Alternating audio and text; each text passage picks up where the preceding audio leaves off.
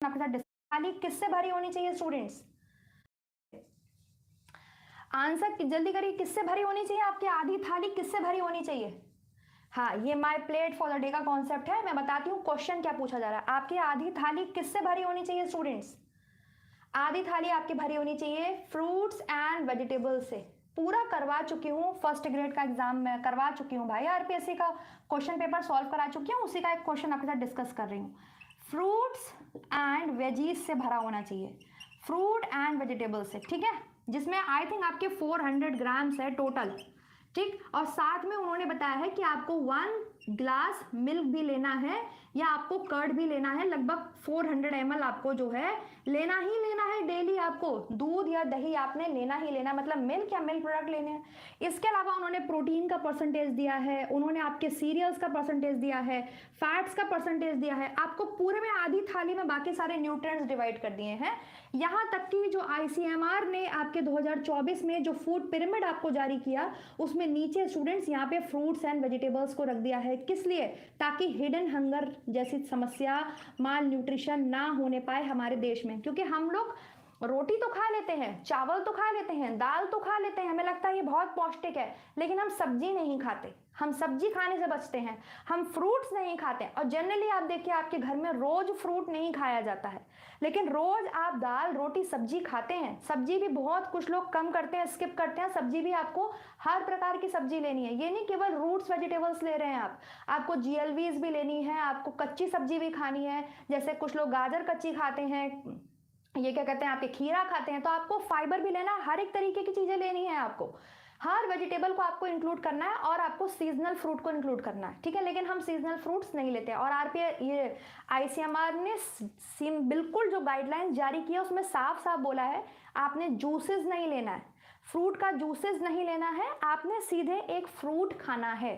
क्योंकि जब आप फ्रूट जूसेस लेते हैं स्टूडेंट, तो आप जूस में सब कुछ फेंक देते हैं, उसका पल्प फेंक देते हैं, ठीक है। आप सिंपल क्या लेते हैं जूस में, अगर आप लेते हैं तो आप 1 गिलास भर के 5 संतरे का जूस ले लेते हैं, 4 संतरे का जूस ले लेते हैं, लेकिन उसका पल्प, उसका फाइबर तो वो सब फेंक देता है। वो जूस केवल और केवल शुगर होती है, केवल शुगर है उसके अंदर, फ्रूट की, उसके अंदर और कुछ भी प्रेजेंट नहीं होता है।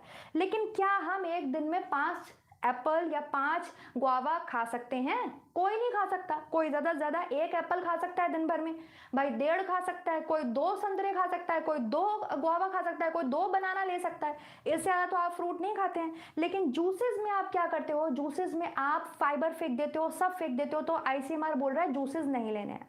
तो ये तो पहले आपकी बात रिवाइज हो गई होगी कि my plate for the day का कॉन्सेप्ट क्या है और किसने डेवलप किया, कब आया, 2024 में आया। फूड पिरामिड जो नया 2024 में आया, यहां से क्वेश्चन पिक हो सकता है, ये लेटेस्ट डेटा है और आरपीएससी ने पिक भी किया है, एमपी असिस्टेंट प्रोफेसर ने भी पिक किया था, ठीक है। कि यहां पर आप क्या आ गया है, बेस पे आधार पे क्या आ गया, तो भाई आधार पे फ्रूट्स एंड वेजिटेबल्स आ गई हैं। वाई? ताकि हिडन हंगर जैसी जो समस्याएं हैं, जो माल न्यूट्रिशन है, उससे बचा जा सके। अब जो क्वेश्चन आईसीएमआर आपके पूछ रहा है, जो आरपीएससी ने पूछा है कि my plate for the day का जो कॉन्सेप्ट है, इसमें क्या डेवलप किया है बताइए। According to the dietary guidelines आ गई इंडियंस के लिए, किसने जारी की? आईसीएमआर ने जारी की। जो गाइडलाइंस है वो किस फॉर्म में दी है? My plate for the day के रूप में दी है, ठीक। इन्होंने रिकमेंड क्या किया है, that the per day intake of cereals should be, मतलब आपको पर डे अनाज का जो इंटेक है वो लिमिटेड कितना होना चाहिए आपके डाइट में, व्हाट परसेंटेज। आंसर करेंगे सभी स्टूडेंट मुझे, 60%, 45%, 50% एंड 70%। आंसर करिए, आंसर करिए। आईसीएमआर और निन 2024 द्वारा भारतीयों के लिए आहार संबंधी दिशा निर्देश जारी किए गए थे।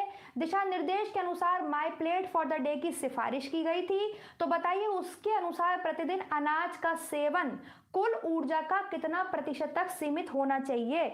मतलब आप जो अनाज ले रहे हैं मेरे बच्चों, उसकी लिमिटेशन कितनी होनी चाहिए कि इतनी लिमिट तक तो आपको लेना ही लेना है, ये सीमित मात्रा है।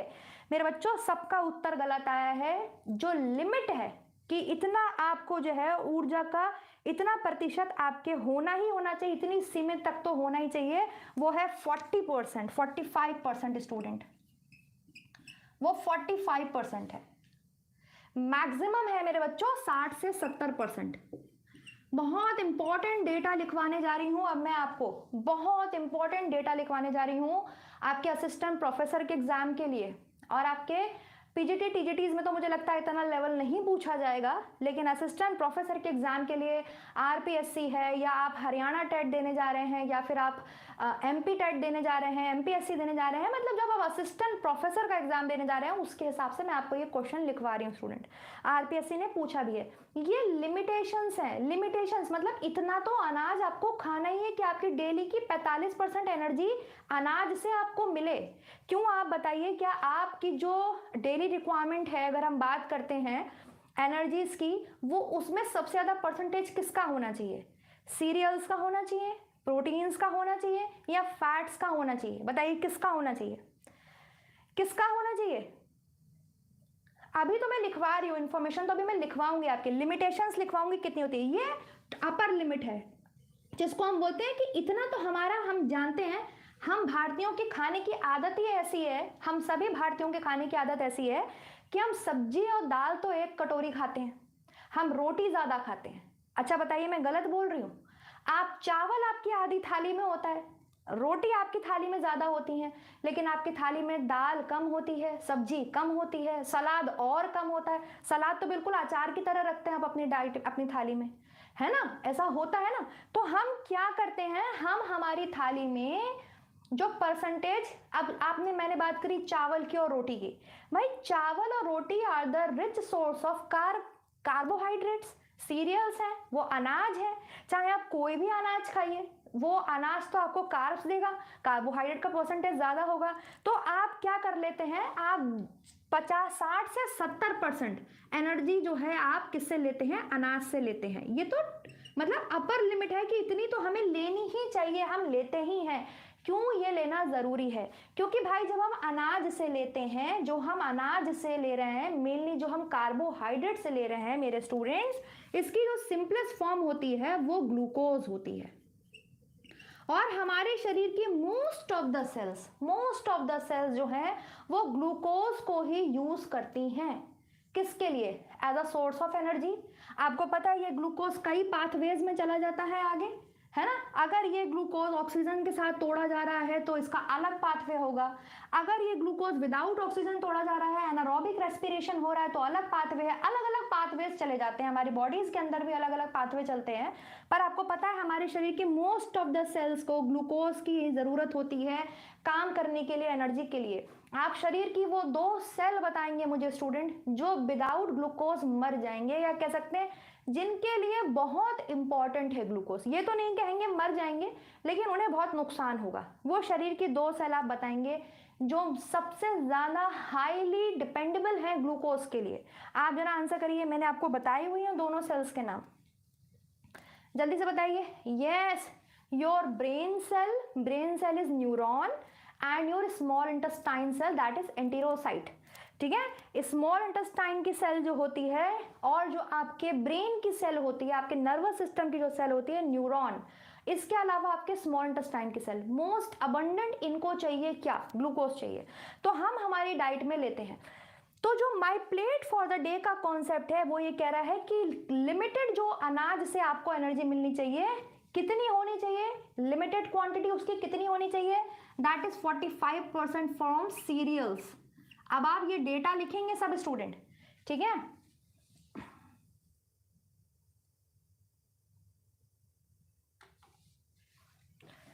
अब आप ये डेटा लिखेंगे स्टूडेंट, ठीक है? क्या डेटा है? दैट इज मैं आपको लिखवा रही हूँ, ये लिमिटेड है। देखो ध्यान से लिखना है, डाइटरी गाइडलाइंस में आप इसको लिखेंगे, अनाज का कुल कितना प्रतिशत तक सीमित होना चाहिए। तो लिमिटेड आपको कितना लेना है, लिमिटेड अमाउंट कितना होना चाहिए? तो सीरियल्स का है 45%, लिखना शुरू कीजिए अब आप इसे।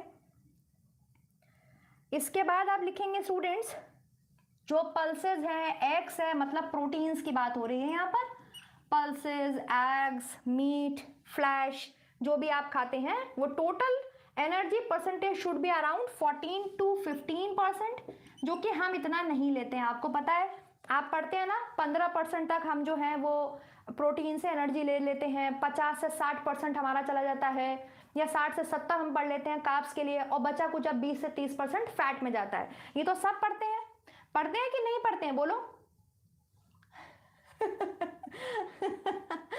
अच्छा, मेरी तो नोटबुक घर पे रह गई, मैं कैसे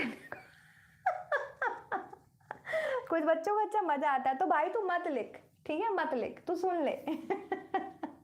राधे राधे, जय श्री कृष्णा सभी लोगों को, ठीक है। तो ये लिखिए, यहाँ लिखिए 14 to 15% लिमिटेड प्रोटीन्स का है, ठीक है, फटाफट से लिखिए।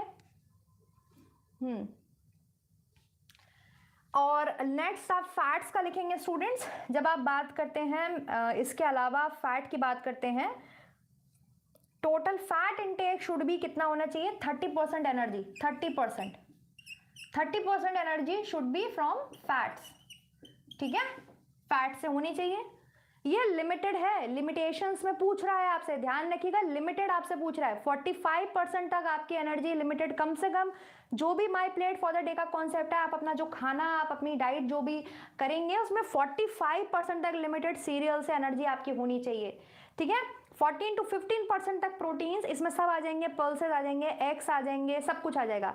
जबकि इन्होंने मिल्क प्रोडक्ट्स, क्योंकि हमें पता है जब हम my plate for the day बनाते हैं, तो जब हम अपनी प्लेट बनाते हैं तो यहाँ पर हमें गिलास भी बनाते हैं, आपको सबको पता है ये चीज, हमें गिलास बनाते हैं, गिलास में हमारे दूध होता है या मिल्क का कोई प्रोडक्ट होता है कि नहीं होता है ना। 400 ml आपकी डाइट में कर्ड या दूध होना ही चाहिए my plate for the day के अकॉर्डिंग, ठीक है। आरडीए अलग है भाई, आरडीए रिकमेंडेड डाइटरी अलावेंस है कि भाई आरडीए क्या है, आरडीए है कि ये न्यूट्रिएंट आपको इतने अमाउंट में लेना है।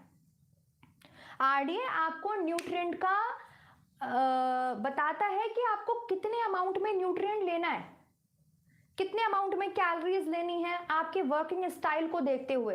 वो रिकमेंडेड डाइटरी अलावेंस है कि आप जो डाइट ले रहे हो वो तो इतनी एनर्जी दे आपको, अगर आप सेडेंटरी पर्सन हो। अब आपको ध्यान रखना, आप सेडेंटरी पर्सन हो, खा रहे हो आप घी लगा लगा के रोटी, हिला आपसे जाता नहीं है, एक्टिवनेस आपके अंदर है नहीं, वर्किंग के लिए आप जाती नहीं, आप दिन भर घर में रहते हो, आप बीमार पर्सन है कोई, तो बीमार पर्सन को हम घी लगा लगा के रोटी थोड़ी देंगे, हम देखेंगे कि वो कैसा पर्सन है, उसकी डाइटरी हैबिट्स कैसी हैं, उसका वर्किंग स्टाइल कैसा है, सेडेंटरी पर्सन है, मॉडरेट वे हर पर्सन है, हैवी पर्सन है, फिर कितना प्रोटीन उसको रिकमेंड करना चाहिए पर डे। तो वो तो आपको रिकमेंड कर रहा है कि भाई इतना प्रोटीन इस पर्सन को देना है, इस पर्सन को इतना देना है, इस पर्सन को इतना देना है, according to the age, according to the body weight, वो आपको बता रहा है। अब जैसे गर्भावस्था जैसी है ना, क्या हुआ, अब जैसे गर्भावस्था है भाई, प्रेगनेंसी होती है, तो एक फीमेल की हर एक न्यूट्रिशनल रिक्वायरमेंट बढ़ेगी कि घटेगी, पहले तो आप इस बात का आंसर करिए।